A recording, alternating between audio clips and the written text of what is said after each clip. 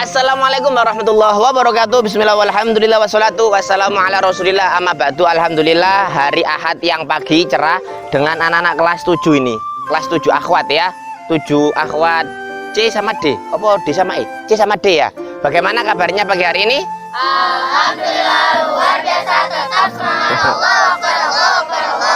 Alhamdulillah, semoga kami sehat, semuanya sehat. Teman-teman yang di sana, bapak ibu, om tante, kakek nenek, adik-adik semua, kakak-kakak semua, semoga sehat selalu, amin. Dan senantiasa dalam lindungan Allah Subhanahu wa taala, amin.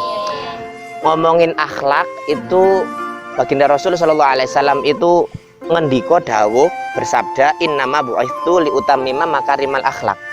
Sesungguhnya aku, kata Rasul itu benar-benar gini, diutus semata-mata untuk menyempurnakan akhlak. Ini kita ngomongin akhlak, ngomongin Gusti Kanjeng Rasul karena bertepatan dengan Maulid Nabi Muhammad SAW 1441 Hijriah.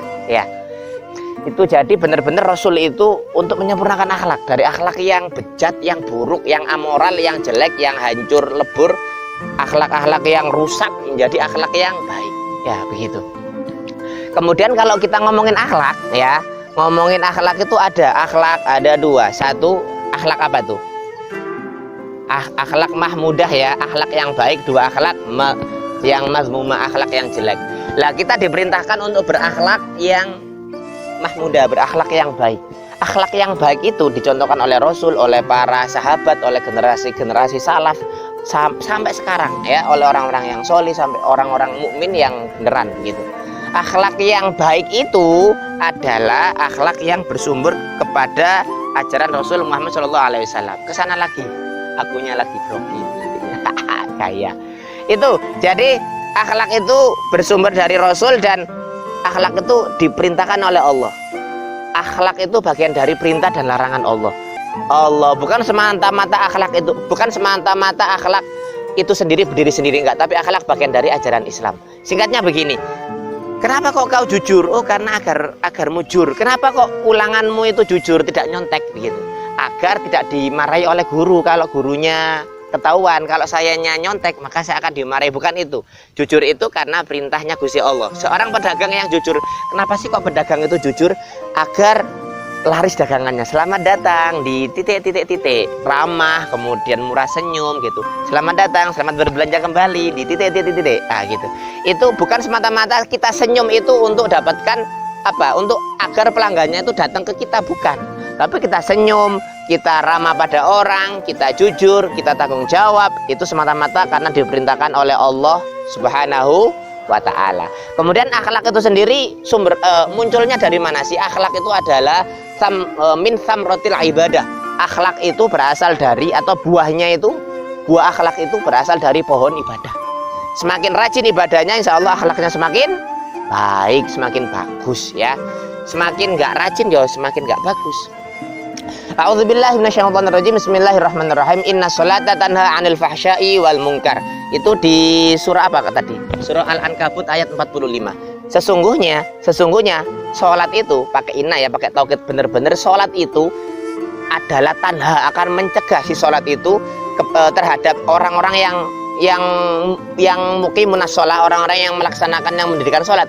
Sesungguhnya sholat itu akan mencegah dari perbuatan yang keji dan mungkar ya. Akan kemudian dengan sholat itu akan bersinar hatinya, akan baik lisannya, akan baik pendengaran, akan baik omongannya ya, yang lisan tadi itu akan baik penglihatannya, yang dilihat itu yang baik-baik, yang diomongkan yang baik-baik, yang didengarkan itu yang baik-baik gitu. Berasal dari sholat yang baik. Jadi akhlak itu buah dari apa tadi? Sholat, ibadah ya, ibadah secara apapun. Banyak berzikir sama Allah, kemudian ingat sama mati, ingat sama siksa kubur begitu kan, ingat sama siksa di akhirat. Maka akhirnya dengan banyak zikir, kemudian hati menjadi tenang dan akhlaknya semakin meningkat, semakin baik, semakin bagus begitu. Siap berakhlak yang baik ya? Siap ya, insya Allah ya. Siap rajin ibadah ya? Siap. Lah kemudian kalau satu lagi akan dinaikkan lagi levelnya. Ibadahmu karena apa? Ibadahmu karena siapa? Maka ketika kita ditanya, kenapa sih kau kok sholat? Ayo kenapa ayo? Karena itu tangannya nak soleh. Pinter. Kenapa kok kau sholat?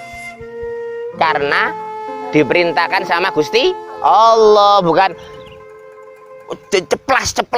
Karena kok sholat? Karena kalau saya nggak sholat nanti dimarahi sama Pak Guru, sama Bu Guru, sama orang tua saya, Ustaz. Waduh, ya untuk anak kecil sih ya ngomong begitu nggak jadi soal, karena juga bagian dari pengajaran mereka gitu loh. Oh, umur 10 tahun tidak sholat, akhirnya dipukul dengan pukulan yang nggak mematikan, dipukul betisnya atau tangannya begitu, yang itu pukulan sayang. Sehingga adik-adikmu atau mungkin dirimu ketika kecil, kenapa kok sholat? Karena kalau nggak sholat akan dimarahi, akan dipukul sama abi saya, akan dipukul sama umi saya. Kalau sholat itu ya akan dimarahi sama guru saya gitu. Atau kenapa kok sholat? Karena kalau saya sholat nanti dapat permen 1. Gitu ya, pengalaman ya. Kenapa kok puasa Ramadan? Karena kalau 30 hari saya puasa Ramadan akan dapat apa itu misalnya dirimu? Hah? Dapat THR ya, itu teman-temannya syuting. Nah, akan dapat angpah, akan dapat THR, akan dapat baju baru, alhamdulillah itu karena rajin untuk ibadah puasa. Ya gak apa-apa untuk awal-awal, tapi kalau sekarang kenapa kok sholat? Karena diperintah Allah. Kenapa kok rajin puasa? Karena diperintahkan Allah, baik yang wajib maupun yang sunnah. Kenapa kok kamu menutup aurat? Karena diperintahkan sama Gusti Allah. Jangan kemudian, apalagi kalau udah balik nih ya, kenapa kok kamu menutup aurat? Ya karena di pondok Ustadz kalau nggak menutup aurat nanti dimarahi sama guru saya. Ya bukan begitu ya. Jadi syariat atau mungkin ibadah itu berasal dari akidah yang kuat, berasal dari mentauhidkan Allah Subhanahu wa taala. Begitu. Dan Allah memerintahkan untuk sholat. A'udzubillahi minasyaitonirrajim. Bismillahirrahmanirrahim, di dalam surat apa tadi? Surat Toha ayat 14 ya. Innani anallahu la ilaha illa ana fa'budni wa aqimis sholata li dzikri. Sesungguhnya aku, kata Allah. Anallah, akulah Allah. La ilaha illa ana, tiada Tuhan selain aku, kata Allah. Fa'budni, maka sembahlah aku, wa aqimis sholata li dzikri, dan dirikanlah sholat li dzikri, untuk mengingat aku. Jadi kalau kita ingin mengingat Allah, kalau kita ingin dekat sama Allah pencipta kita, Rabbul Alamin, maka kita harus ya banyak-banyak sholat, banyak-banyak berzikir, banyak-banyak ingat sama Allah gitu. Lah kemudian terakhir akan kita naikkan lagi, kenapa sih kok kita itu kemudian diperintahkan untuk iman? Kenapa kok kita harus kemudian meyakini Allah Rabbul Alamin, zat yang wajibul wujud, yang menciptakan alam semesta? Karena kita punya ilmu. Pentingnya di sini, Mbak Bro ya. Kenapa sih kok kau harus belajar? Agar dapat ilmu. Kalau sudah dapat ilmu, maka bisa iman sama Allah. Ilmu yang nggak mengantarkan pada iman nggak guna ya. Iman tanpa ilmu, saya mengagungkan batu-batu berhala, saya mengagungkan itu ada matahari tuh menyilaukan, bisa memberikan cahaya terang benderang, kemudian bisa bisa memberikan kehidupan, berarti saya menyembah matahari. Ya bukan itu.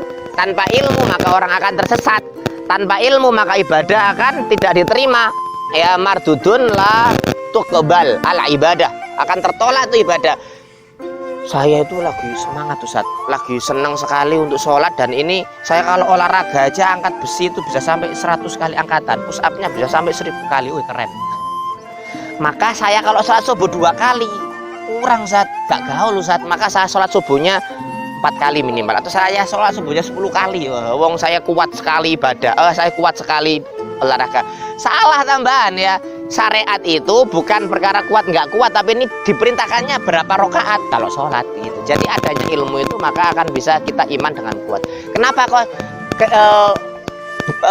begini?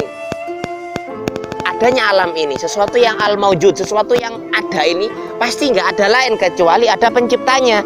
Sesuatu yang ta'adud, sesuatu yang berbilang, ada diriku, ada dirimu, ada laki-laki, ada perempuan, ada alam semesta yang berbilang banyak-banyak ini, pasti ada zat yang al-wahdaniyah, zat yang maha esa. Wahdaniyah fil zat, fil af'al, fil sifat, maha esa ya. Jika ada kita, ada dirimu yang diawali dari ketiadaan, sebelumnya nggak ada, kemudian dilahirkan oleh bapak ibumu, dilahirkan oleh ibumu ya. Dilahirkan oleh ibumu ya, kemudian ada bapak, ada ibu, kemudian lahirnya dirimu, lahirlah diriku. Sesuatu yang nggak ada, pasti ada yang menciptakan.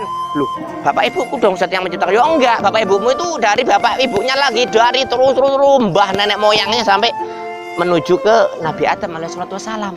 Yang menciptakan Nabi Adam siapa? Ya Gusti Allah Subhanahu wa taala. Jadi gitu ya. Terakhir kesimpulan, dengan adanya Maulid Nabi Muhammad SAW 1441 Hijriah, kita diharuskan untuk berakhlak yang baik, karena akhlak yang baik itu bersumber dari ajaran Rasul. Ajaran Rasul itu datang dari Gusti Allah Subhanahu wa taala, dan akhlak yang kita berakhlak yang baik tidak semata-mata karena akhlak saja, karena untuk kepentingan dunia semata, tapi karena perintah dari Allah Subhanahu wa taala dan buah dari ibadah yang banyak, yang baik, yang benar-benar tulus ikhlas kepada Allah Subhanahu wa taala. Agar kita bisa ibadah dengan baik, maka kita harus mempunyai iman yang baik, iman yang kuat, iman yang benar sama Allah Subhanahu wa taala. Agar kita imannya baik, benar, maka kita harus berilmu. Agar berilmu maka harus belajar. Terima kasih telah mendengarkan, semoga jadi anak yang soleha, amin ya. Belajarnya yang rajin. Di sini lagi Mbak Bro. Belajar yang rajin, membanggakan kedua orang tuanya, menyenangkan hati gurunya, sehingga bisa menjadi pemimpin umat, pemimpin peradaban di masa depan ya, pengubah peradaban dari jahiliyah menuju peradaban yang terang benderang di bawah bendera la ilaha illallah Muhammadur Rasulullah. Terima kasih, dadah ke kamera. Awas tangannya. Dadah. Nah, terima kasih. Allahumma sholli sallim ala sayyidina Muhammadin wa ala alihi wa sahbihi wa barik wa sallam jemaah. Terima kasih pemirsa yang menonton, yang enggak menonton juga terima kasih ya. Subhanakallahumma wa bihamdika asyhadu an la ilaha illa anta astaghfiruka wa atubu ilaik. Insyaallah jumpa di lain waktu dan kesempatan. Sehat selalu, amin. Assalamualaikum warahmatullahi wabarakatuh. Terima kasih.